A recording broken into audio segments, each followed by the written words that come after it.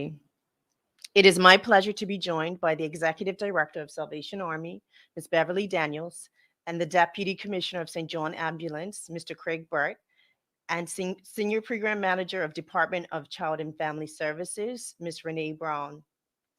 As you know, Bermuda is a subtropical island, thus we are subject to storms and hurricanes.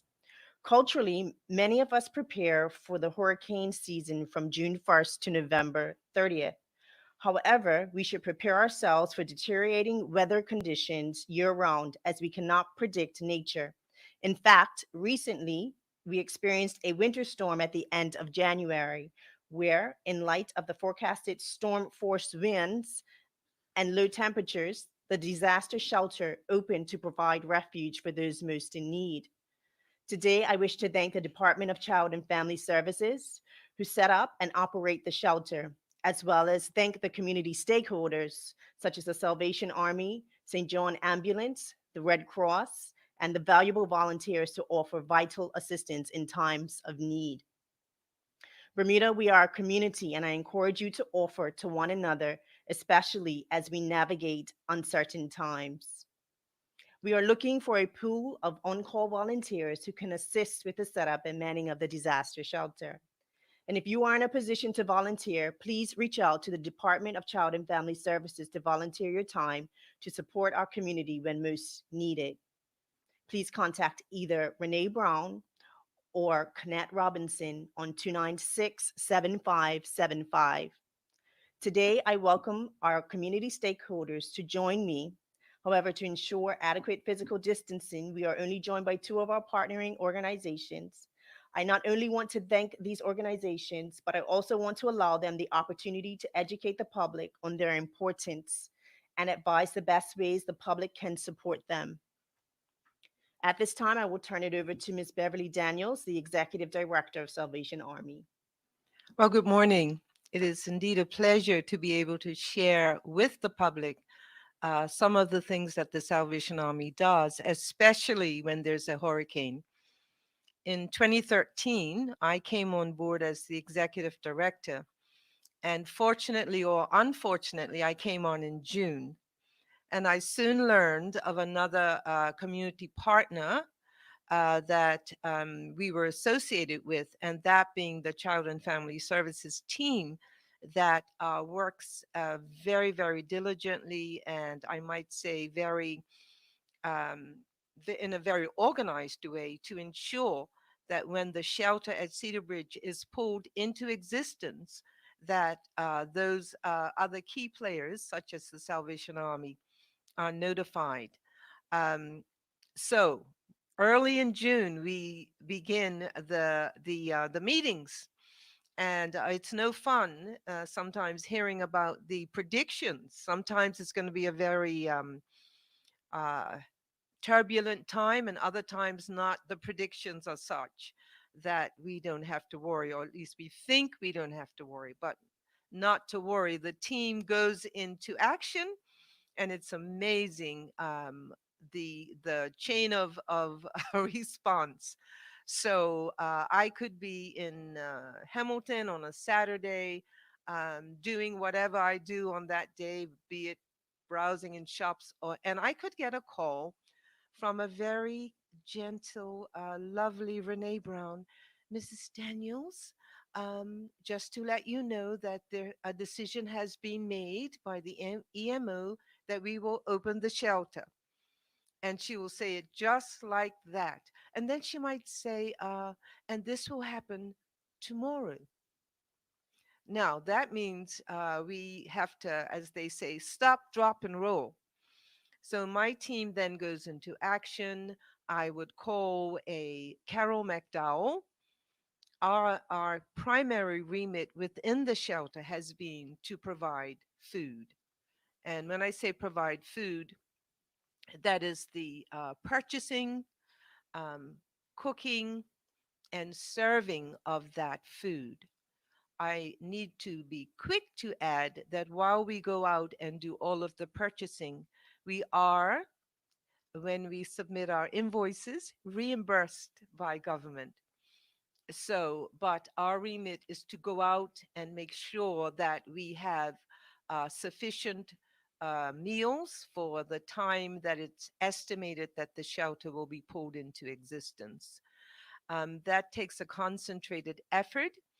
And while we have Carol McDowell, who's primarily responsible ahead of time for planning menus, and so our team has to meet in between there to make sure that we update our menus.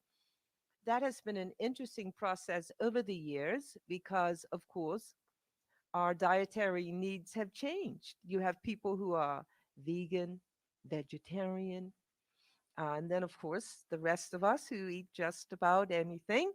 And so we have to make sure that we allow for everyone's taste and needs. And that is inclusive of the people who come into the shelter because they need to come in, as well as it takes a lot to staff a shelter. And I have to give kudos to the team who pulled that together. It's an amazing process. It works like clockwork at this time because they have been very good at it. And they keep us informed as to what our rules are.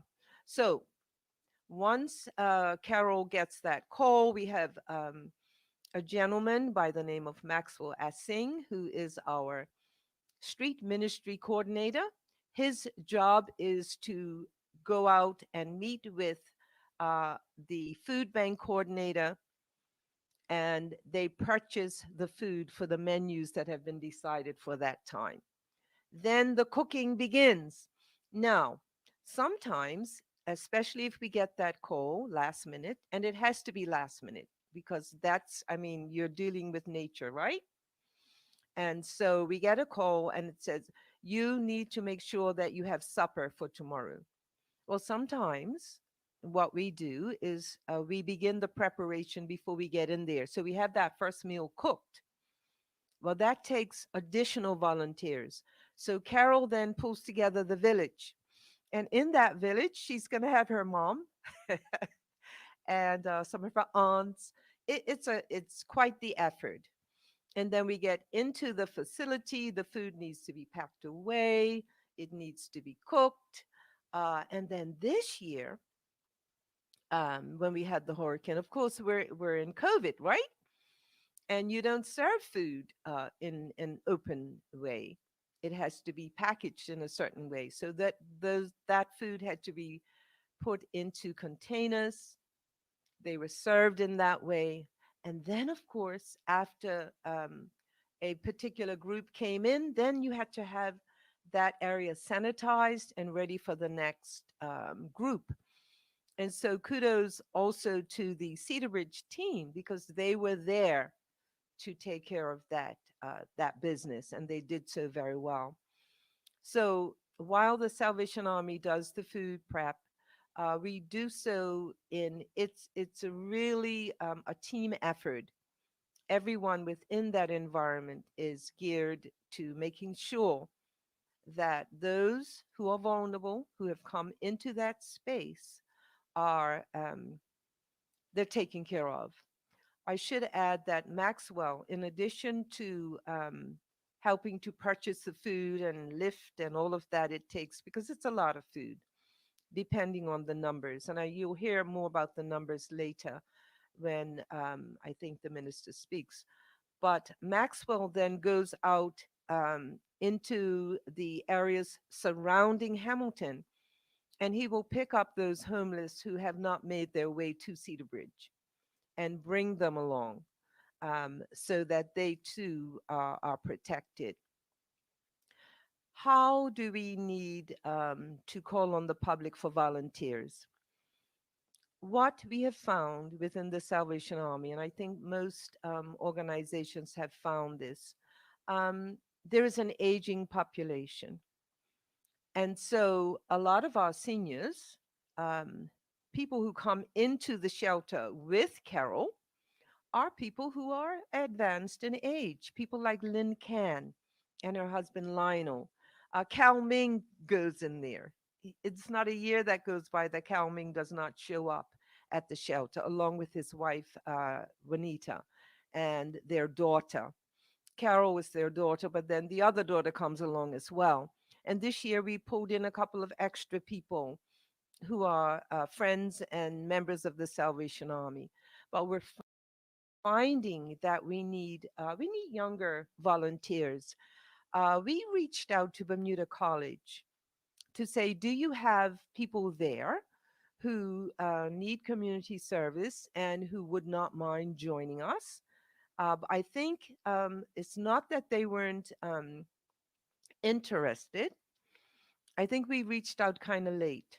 So we will go back to that population because we think that's a way to help people, young people, get involved in service to their country and to their community, and reap the rewards of helping others, because it is very, very rewarding what we do as the Salvation Army. I believe I've covered everything, uh, so I will stop there. Thank you. And at this time, we'll get Mr. Craig Burt to just share a few words.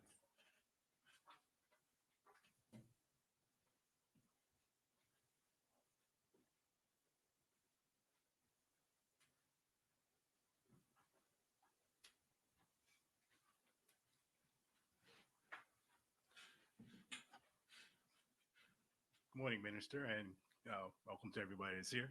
And on behalf of the Commissioner, Jeffrey Borges of St. John Ambulance, I thank you for this opportunity to have us here to let the general public know what we do in support of the Bermuda government, especially the shelter in place and also some of the things with St. John Ambulance. We're grateful and thankful that we've been able to form a good relationship with Child and Family Services, primarily at the shelter during hurricanes. And just to outline a bit of what we have with the skill set at St. John's Ambulance, most people see us as the people that are going to the sporting events and all the major events, but also we're doing some different things as well. And the shelter in place is one of those. We do have 5 ambulances available that we can deploy at short notice, and we have 2 cars as well. We used to have a 6th one, but we've gotten rid of that. But the ambulances are fully stocked, just like the ones at the hospital, minus some of the more advanced equipment. But we are fortunate in that we have a wide range of skill sets with respect to the people that are assigned to the shelter. And just to let you know, we can staff at short notice. I understand, like with the last um, winter storm, it was 1 day's notice, but we have the ability to do that with the team that we have. So the skill set ranges anywhere from an initial first aid, a healthcare provider.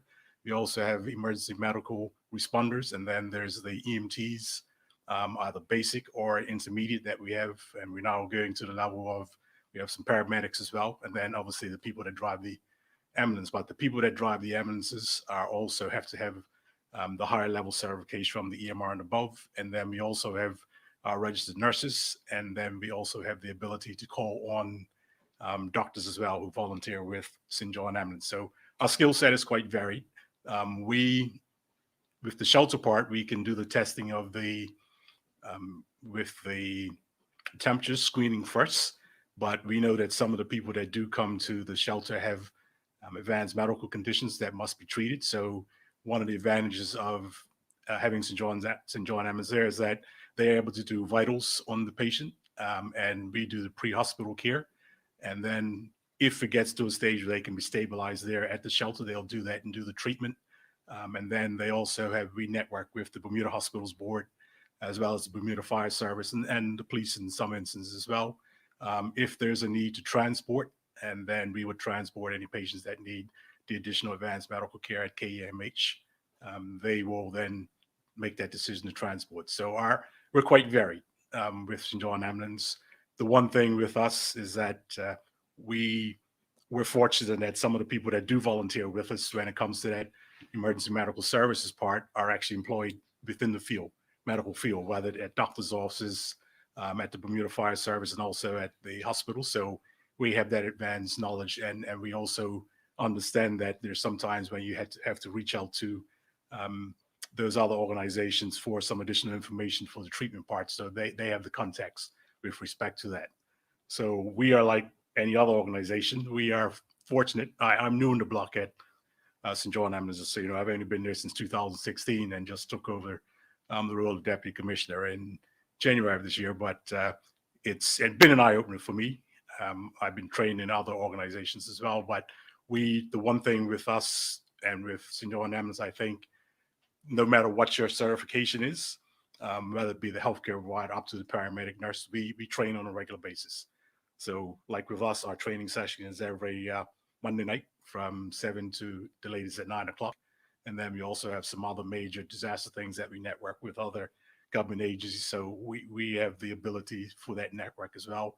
And we do it to a blue in the face. So even if it's something as simple as, hey, you have to learn how to lift a stretcher out of the ambulance, we rather make our mistakes there. And they feed off each other. So we have an excellent group of people um, in the organization. We're all volunteers. So from the deputy commissioner down, we have various sections as well that people can tie into that helps with the shelter. So let's say if we get that call at short notice, let's say the commissioner, Mr. Borges, would then send something out to the events team. The events team will put the schedule up online. And then we also have a transport section. Transport section makes sure all the ambulances are fueled up, stocked, and ready to roll in good condition. Then there's a quartermaster team as well, and they are responsible for stocking all the equipment in the ambulance. And then, say, there's a training section. They do all our training programs to make sure that our skills are up on par, so that we do go on these duties at short notice. We are ready to and able to deal with anything that comes onto us. And there's also times, even though we may be stationed at the Cedar Bridge shelter is the one that comes out the most. We also will deploy in the hurricane and EMO status. There's also an ambulance that is deployed to the Sylvia Richardson unit as well. And if needed to help provide backup support to the fire service and KMH, we also would at times put an ambulance up at Warwick Camp that can actually help to deploy units to the West End as well.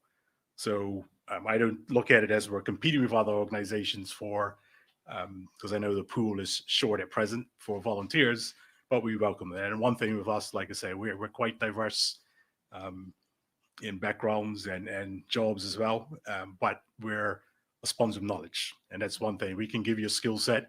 And one thing I can say in my time at St. John Ambulance, I've seen that some of the people who have an interest in the medical field, they've actually gone on to be employees at Bermuda Hospital Board, either as EMTs at the hospital or and the fire service as well. So there's a network with the training that we do that we can assist to get you to the next step if you have an interest in that field.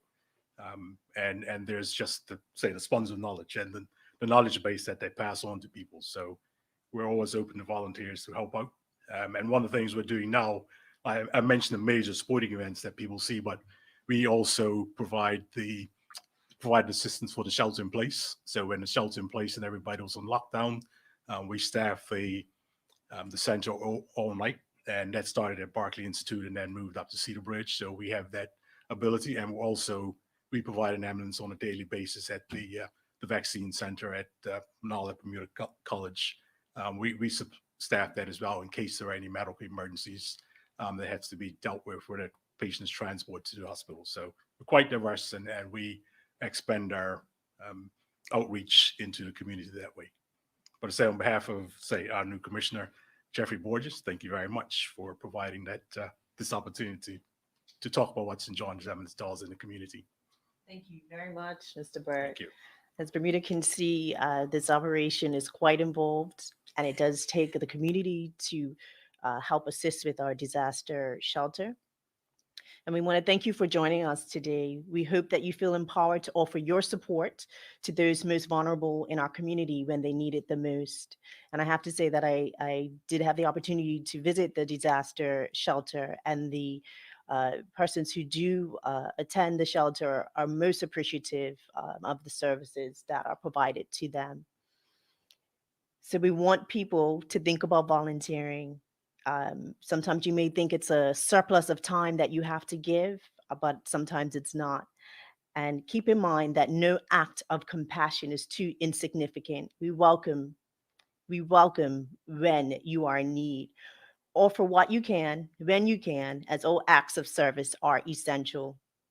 We never know when we or someone we know and love may be impacted by severe conditions and need support.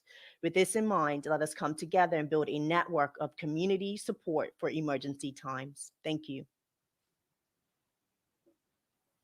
At this time, we'll go to the media for any questions.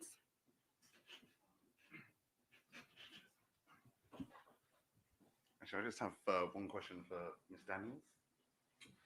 Sorry. Sure.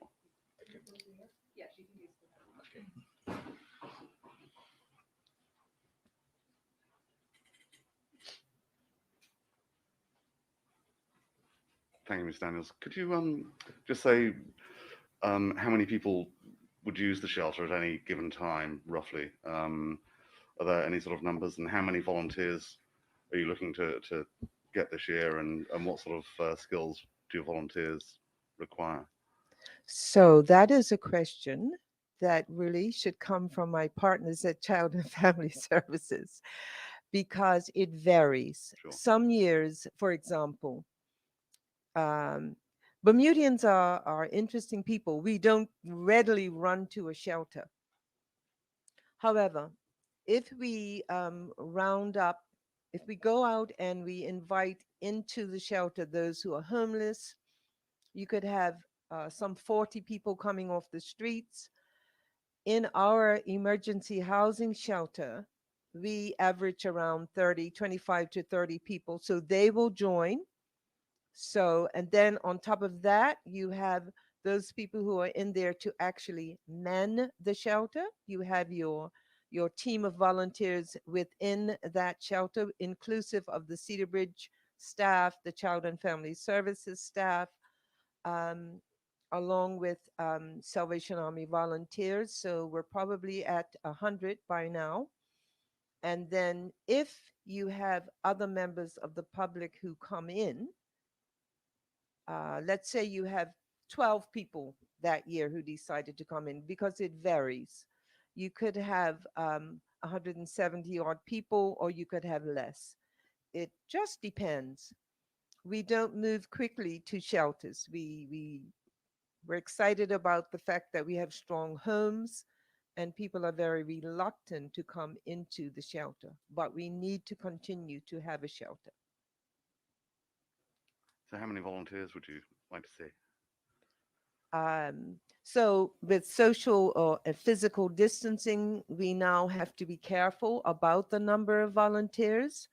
Um, but if you're asking how many volunteers we think we might need, we need a good pool of volunteers. I would say up to about 50 to 70 people. And those people can be deployed as needed. They might not all be needed at the same time.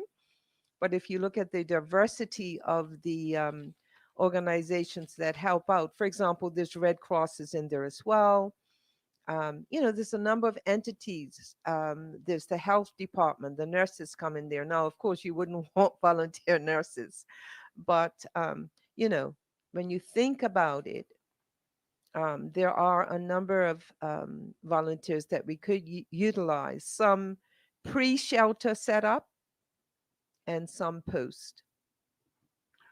But is it traditionally a problem getting volunteers?